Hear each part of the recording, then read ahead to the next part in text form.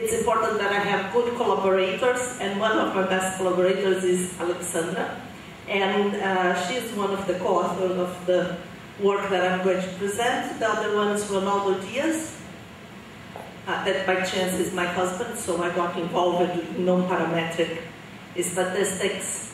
And also I'm going to talk a little bit about the work of a student of mine, Alex Rodrigo, that is also working with this. This talk is about, it's about an example. It's about modeling data that comes from near-infrared spectroscopy. So before talking about analysis of this data, I'll have to remind you a little bit about light. I don't know if you do remember about light. Light comes in waves, and depending on the wavelength, you have different types of lights. The visible light is around here, from 400 nanometers to 750 nanometers. And this goes from the violet here to red. And this is how you see objects. When the light hits an object, you see the object absorbs some light and reflects some light. And the light that it absorbs is the one that you see. So here is what we see in the visible light.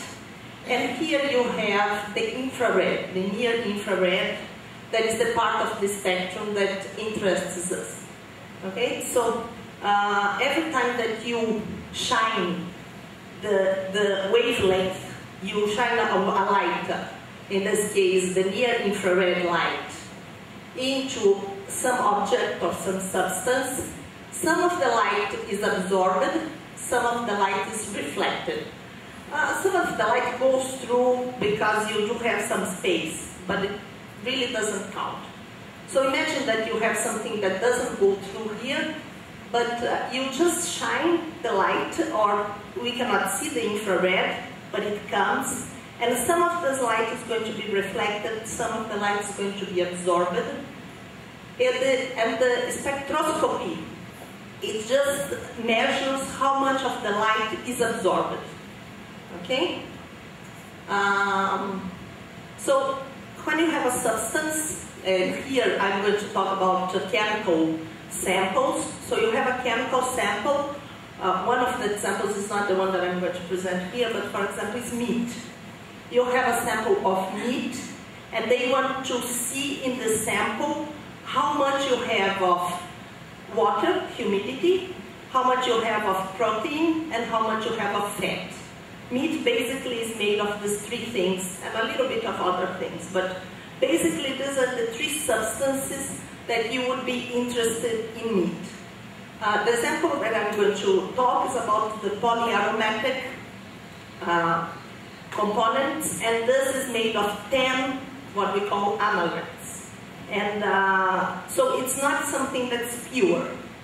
It's something that's a mixture of chemical components. And each chemical component will absorb light in a different way. And what you get back, reflected or absorbed, is just a characteristic of the substance that you are studying. So you get a substance and you submit it to different wavelengths. So if you see here, you have all of this part of the spectrum that goes from 750 nanometers to 2000 nanometers, that you can go, all of this is infrared light that you apply to the substance. And then when you do this, the spectroscopy just captures back all of this image. And different characteristics of the curves, of course, they overlap, because they meat protein and fat, for example, they also reflect and absorb the same wavelengths in different ways. You would have, for example, the pure reflection of fat, and you would have the pure reflection of protein and the pure reflection of water. But then when you have meat, different kinds of meats, you have different kinds of spectrum that is reflected back. So the idea is to use this to understand the chemical composition of my sample. And I will explain a little bit better what exactly is the problem. There are several ways of measuring a sample, for example. For the meat, you can send it to the lab and they can analyze it in the lab by very fine techniques. It's called fine chemistry. But these techniques are very expensive and it takes a long time. So you take to the lab a sample and they just analyze it by several ways. For example, one other way is spectrometry. Spectroscopy is with light. Spectrometry is with magnetic fields. And this would be a little bit more precise, but much more expensive. So you have some techniques that are very precise, and chemists in general think that they are exact. This is deterministic. When you apply these techniques, you have something that's very precise, so the measurement error is very small, and they consider that this is the true state of the matter. But they're very expensive because they are analytical. There are some techniques, like the near-infrared spectroscopy, that are very inexpensive, but then they are not so precise. And this comes to the real world, that you have something precise that is expensive, something not precise that is inexpensive. You have to calibrate your instrument. So you have a calibration problem. Every time that you have this, you have a calibration problem. For example, one example where this is used is for sugarcane. To make alcohol or to make even sugar, you need to get a sugarcane that has a high content of sugar on glucose. And then when you are at the field, how can you measure it? If you take the sugarcane and take it to the lab, it's okay. But they want to go to the field, and in the field they want to measure which are the sugarcanes that they will separate for each thing. And this spectroscopy instrument is very small, and they take it and they just measure it right in the field. And what happened is that they apply this to several wavelengths, but of course you cannot do it on a continuum. You have to do it in a discrete set of points. So they separate some points, a finite number of wavelengths, and they just do the measurements for all of these wavelengths. The interesting is that T is usually very large. It goes 100 wavelengths, 200 wavelengths, even more of this. So you have a very high dimensional data, if you think. For each of the chemical samples that we have, you will have observations in time of about 200, 500 points. Usually this calibration problem is attacked through multivariate techniques. And I'll show by the end how our technique compares with multivariate techniques. Multivariate techniques here would be principal component analysis and partial least squares. So there is all of this. If you look at this as a multivariate data, you do have the multivariate methods to apply to this. But one thing here is very important is that although you measure in only a discrete set of points, wavelength is continuous, and you could just refine this. So this is not really multivariate data, but it's functional data. You have a function. The absorbance that you measure is a function of the wavelength, and not just discrete data. Also, when you do discrete like this, or at least the techniques that they use, they do not take into account that things that are close together have to be highly correlated, and things that are apart are not correlated. For example, in multivariate methods, you can just permutate the variables and you should have the same result. And here, no, you know that you cannot permutate the wavelengths because they are ordered. And after you have the calibration of course is a very important part of the problem. But the more important part of the problem is prediction. After you calibrate the instrument, you want to go to the field, take one sample, and then you measure this, and you want to know the new data set here. So prediction is the important part. So you have these two steps, and these two steps usually are done separately. First you calibrate the instrument, and then you make prediction. You just estimate something, and then you plug in your estimates, and you get the prediction of the response. I'm going to use this example. This example is a real set of data, but it's a set of data that was prepared in a lab so that you would get, you can compare calibration methods. This is a textbook. In fact, this was prepared for a textbook, and this is polyaromatic hydrocarbons. They were studied using the electronic absorbance spectroscopy. Here, since it's just a textbook, it was prepared. The samples were prepared in lab to be analyzed. They just measured it on 27 wavelengths, not very many wavelengths. You have 25 chemical samples. What does this mean, 25 chemical samples? Here the names are very difficult, so I'm going back to the meat. It's like you have 25 different kinds of meat. It's not the same type measured 25 times. You have, I don't know, pork meat, and then you have Kobe beef, and then you have alcatra, and you have picanha, and all of these different types of meat. So all of them, they are meat, but they have different compositions, different percentages of water, fat, and protein. And here in this example, each sample will have 10 different chemical elements that are called constituents or analytes. So every chemical sample is a mixture of 10 different components. And all of the 25 samples, none of them have the same percentage of any of the constituents. And they were measured in 27 wavelengths. So this is my data set. This is exactly my data set. Here I have 27 curves, 25 curves. So here are the 25 different samples. Here are the 27 different wavelengths that they were measured.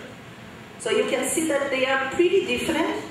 They have similar shape, of course, because probably most of them will have the same, some mixture at this point. They will have a high absorption on this. All of the samples have high absorption at this wavelength and low absorption, for example, around here. But this is what my data set is. And when I look at the data set, we can see that, okay, if I measured it more refined, I would have more smooth curves. So my curves here are just, I'm picking a discrete sample of smooth curves. And I should model this as curves and not as just points. Okay, here is just to put the notation in place. So every chemical sample, I'm going to call a chemical sample, is different than a sample. It's just 25 different chemical samples that were prepared in the lab. Each constituent is going to call an analyte, and the amount of each analyte is YL. Usually, YL is measured in percentage, but it could be measured in concentration, in amount of, the only thing is that they have to be compared. So if they are measured in percentages, in proportions, and I have a complete sample, a closed sample that we call, all of this will sum up to 1. For example, in the meat case that I'm explaining, you don't have this because you have water, you have protein, you have fat, then you have something else there. When you look at the sum, usually you get 97%, 98%, 96%. Okay? In this example that I'm going to analyze, since it's a made-up example, all of the concentrations will sum up to 1. The absorbance of a given analyte L at a particular wavelength will be denoted by AL of T. So AL of T is the amount of light absorbed by the analyte L in my sample. Each analyte will have its own absorption rate. And this is unknown. Basically, this is what we do not know when we are calibrating. Yeah. And we are going to assume that I have n samples of varying compositions, for example, 25. My data set are the concentrations measured by the reference method.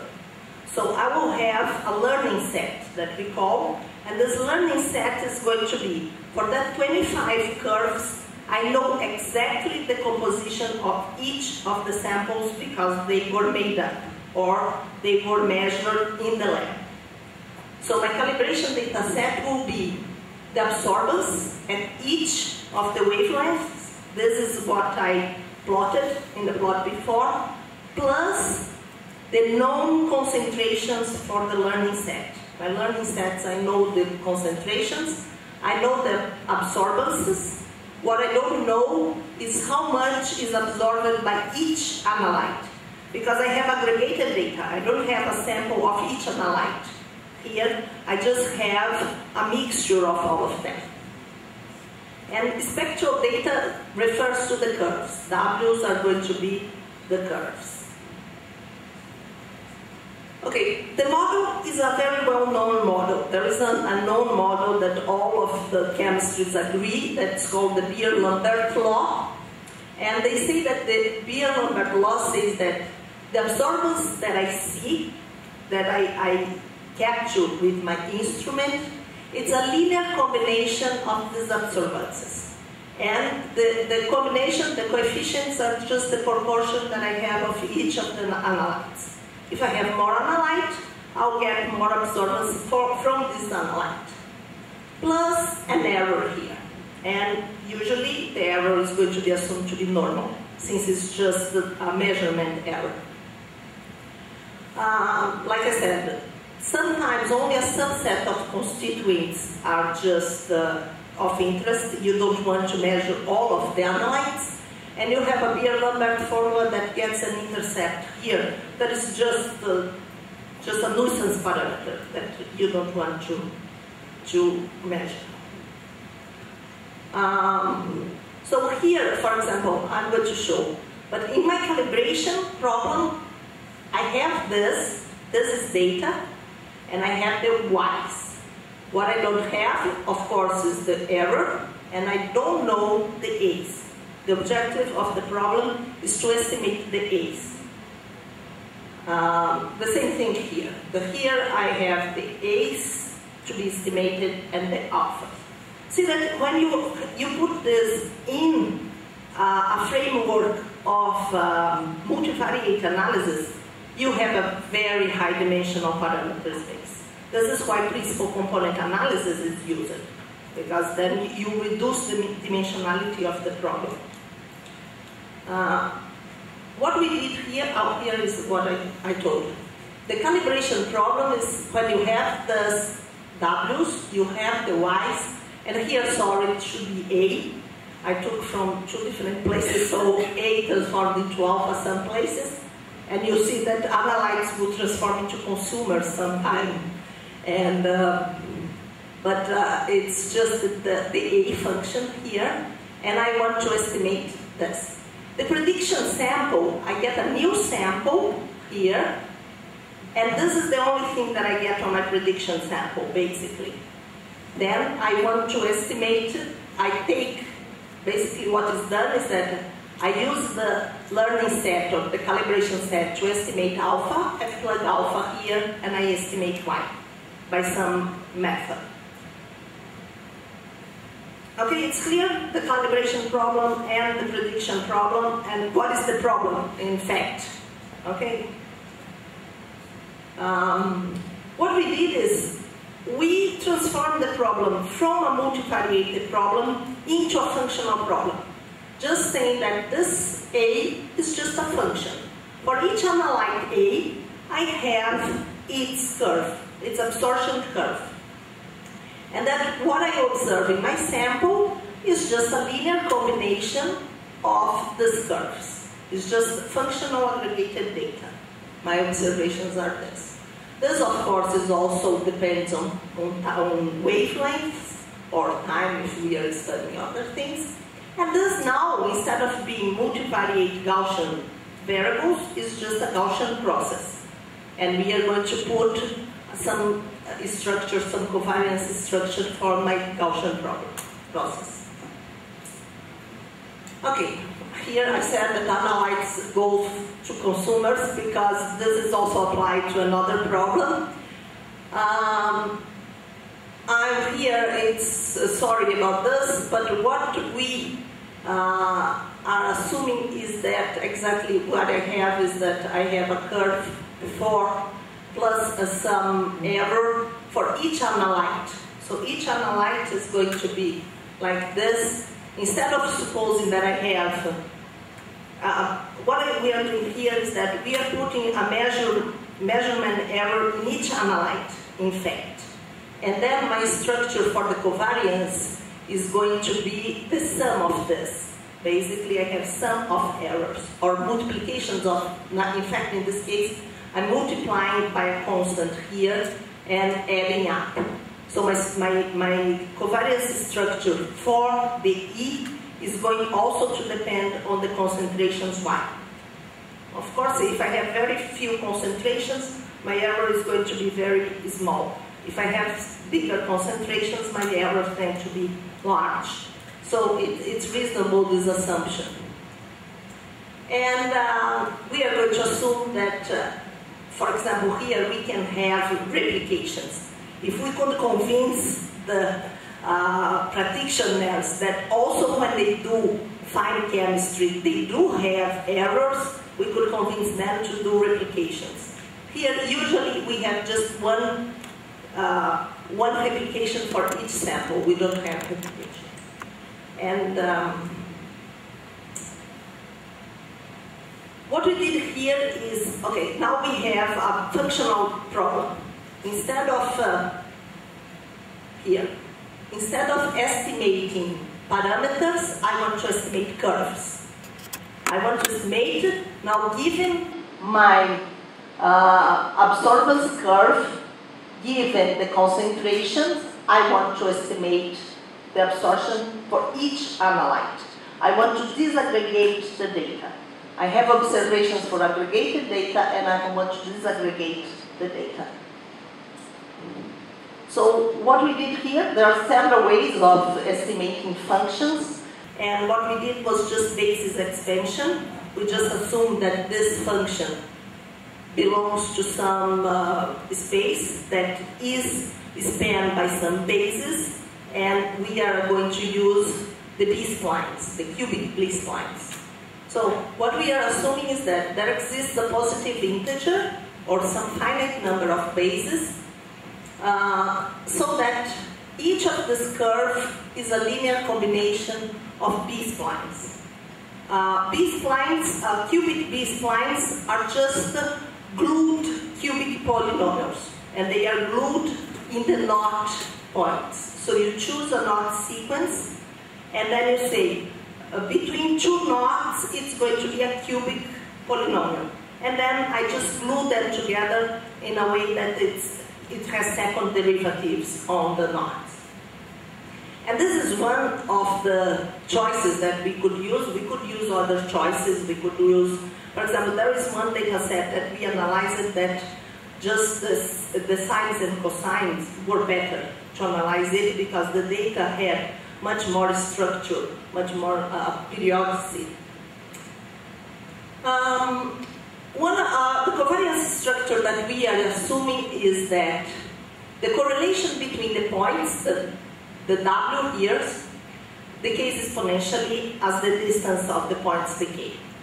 Okay, so I'm assuming that points that are close together in wavelengths have higher correlation than points that are far apart. Not only this, but this correlation decays exponentially with the distance. And for each analyte, we are going to assume that it decays like exponential of -5 times some constant. And in this problem, we studied several models, and since we do not have replications for the problems, it's very hard to put a structure of covariance that depends on each analyte. So we assume that here we have the same covariance structure that do not depend on an analyte. Here is just what depends on an analyte is because I'm multiplying by the concentration of it.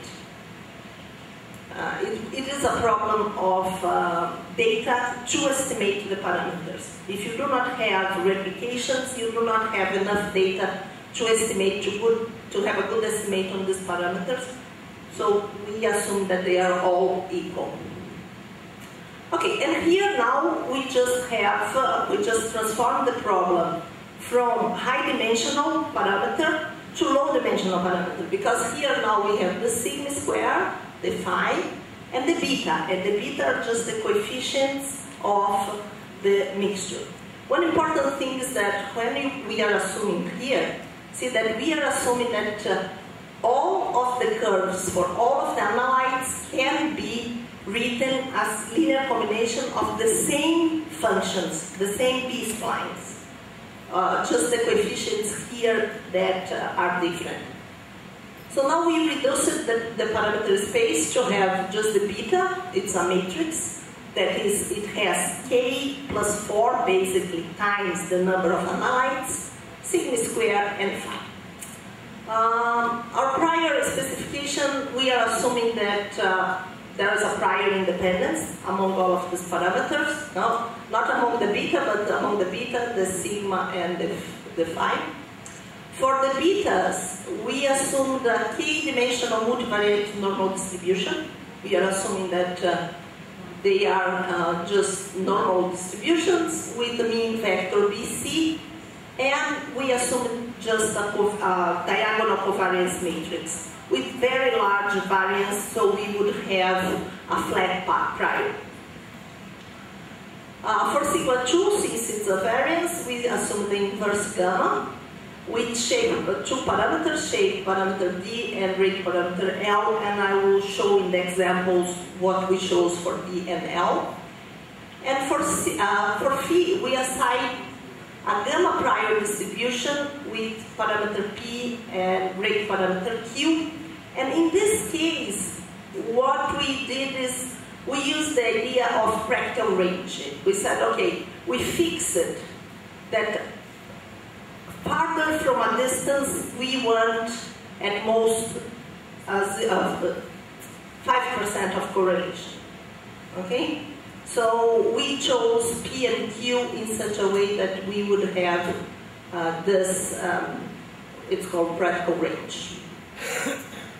Okay, the posterior distribution here, it's not completely easy, but the full conditional distribution for beta C is easy because it's going to be normal. So we can do a Gibbs sampler step. And then for sigma and for phi, because I do have this summation on the variance matrix, we do not have the full conditional distribution, and we just use it Metropolis Hastings with log normal proposals. And then we fix it, the variance in order to get, I don't remember which acceptance rate we asked it here. And then we implemented everything in Knox. This is a paper that appeared last year in Technometrics. So everything is, the data set and the code and everything is available as a supplementary material. Okay, now I'm going to talk specifically on the example, so you can see. We have 25 chemical samples. These chemical samples have, it's a closed sample, so all the samples only have these 10 constituents that are the polyaromatic carbons, hydrocarbons. There are 10 of them. This is the range of the wavelengths. We took 14 B-spline bases with 10 interior knots. So what we did, we took the interval from 220 to 350, and we just put 10 equally spaced knots. We could have put the knots trying to, trying to get where the functions would have peaks and things like this. We could have adjusted the location of the knots so that it would capture some of the complexity of the curves. But since here we wanted to do something that would work basically automatically for all of the problems in spectroscopy, our suggestion is to use a fixed number of splines with interior knots that are equally spaced. I'm going to present here, people that know me know that I'm a probabilist. I'm a statistician by formation. I work with probability, so I'm pragmatic.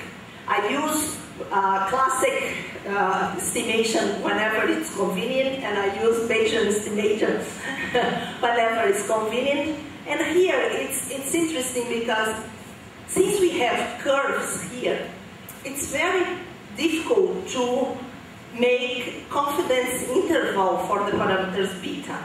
The beta has this interpretation in parameters. We can do just the frequentist estimation, maximum likelihood or whatever, but then it's very difficult to do the confidence intervals for this and to have errors and things like this. And this is why the Bayesian framework is very interesting, because you get the confidence curves just as a byproduct of the procedure. So the Bayesian here, it's not only that say, okay, it's okay to do this, but we cannot do this confidence intervals in the way we want with the frequentist point of view. However, of course, I do have all of these results for the frequentist, and I'm going to show you a little bit of this. Here, when we did just the analysis using, I think we used penalized likelihood. We did two things. One thing was just fix the number of bases, and this would give us the smoothness of the function. The other procedure, we allowed to have knots in all of the points, and then we would have a penalized likelihood, a smoothing spline. We used smoothing to get to the functions. So when we did the frequentist analysis of this data, we allowed here to have more knots. And then, of course, when you have more knots, you have very rough curves, and then you have to penalize in some way. Here we did the gamma prior for phi using the practical range. For sigma square, we assign inverse gamma with parameters 2 and 0.2. We run the MCMC algorithm for 100,000 iterations. Remember that we have one Gibbs step and one Metropolis Hastings step. We use 5,000 as burn-in and kept one every 100 as a sample for our estimation. And these are the curves. These are the this is the estimated curve, the median, and this is the 95 percentile, okay? The credibility interval, let's say, like this. So you can see that the curves have different. Remember, what we are claiming is that the observing curve that we see is an aggregation of these curves. This is why it had this very complex Because, for example, this analyte just, in fact, just gets in this part of the spectrum, it will absorb light. All of the other, it just doesn't see it. This one gets into a different part of the spectrum. So you would have a combination, a linear combination of these curves to make up for the visible spectrum, what you measure. And here we have very different, for example, some of these constituents, they are very high, and some of them are very low. You have very low amount of these constituents, and this will make a difference on the prediction. This will get a difference on the prediction. And here, just to see how good we are, how can we measure if these curves are the right ones? How do I know that these curves are reasonable for my data set? How well they fit my data set? Remember that now I have a learning set and I'm just using this for calibration. So what we did is we selected 6 samples, 6, 12, 21, and 24. And the dots are the observed curves. So instead of that 25 that we had before, we just separated 6 of them. The dots are the observations. The line that goes almost through the dots is the estimated, the median. Okay? This is the credibility interval for the Beer-Lambert formula.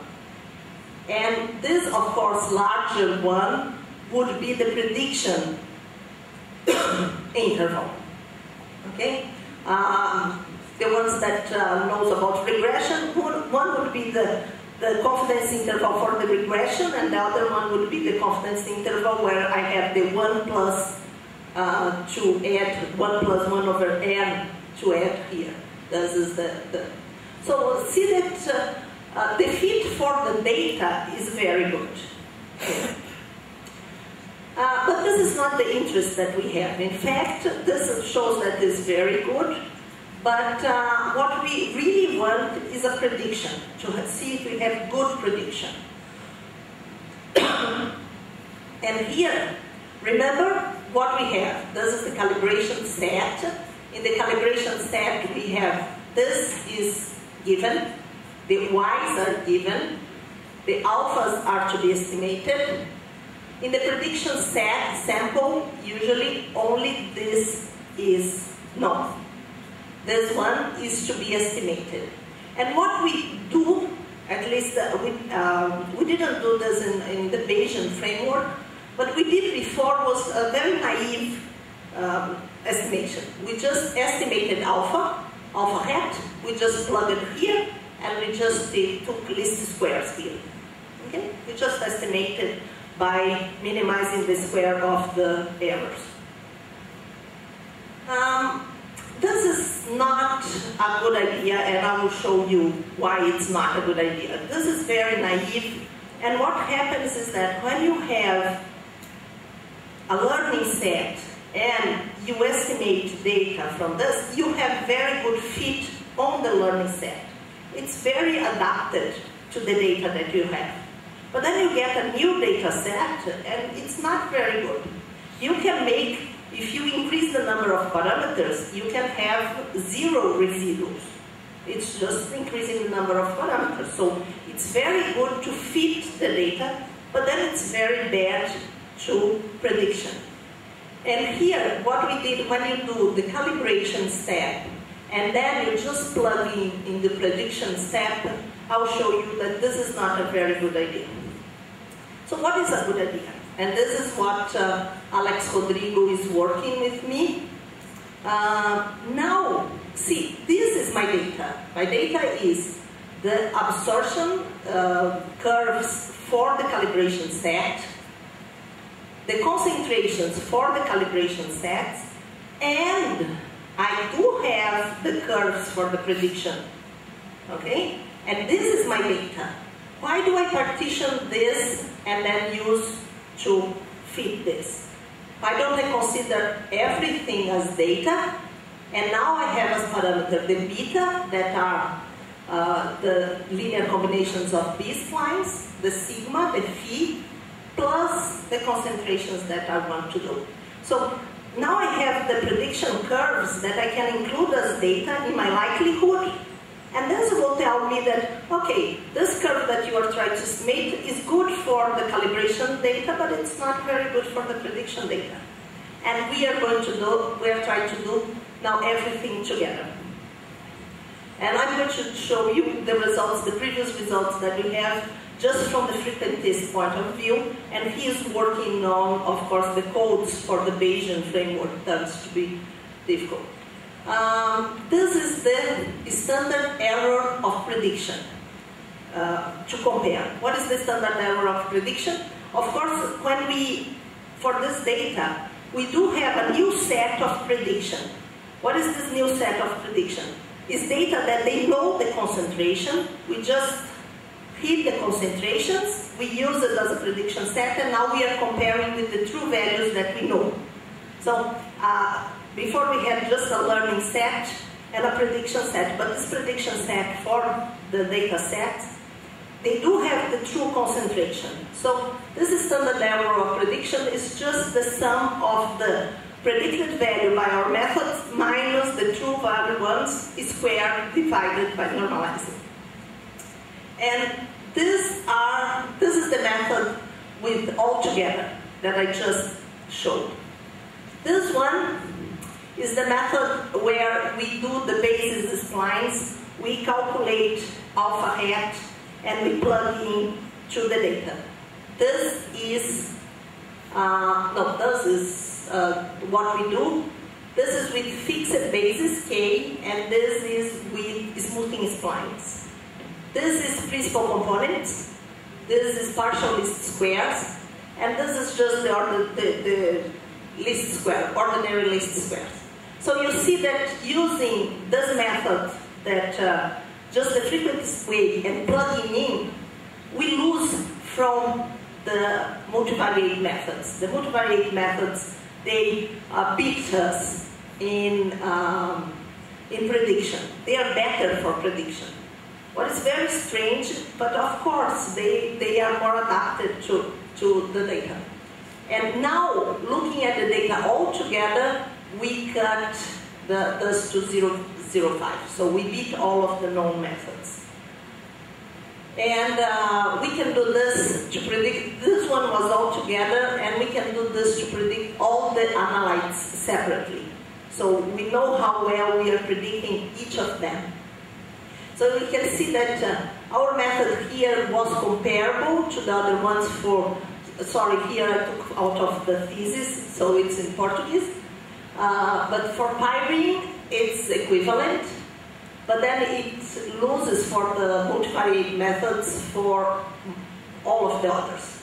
Here it gets very big, and here it's amazingly big compared to what you get from the multivariate methods. But then when you look at here, you get an improvement.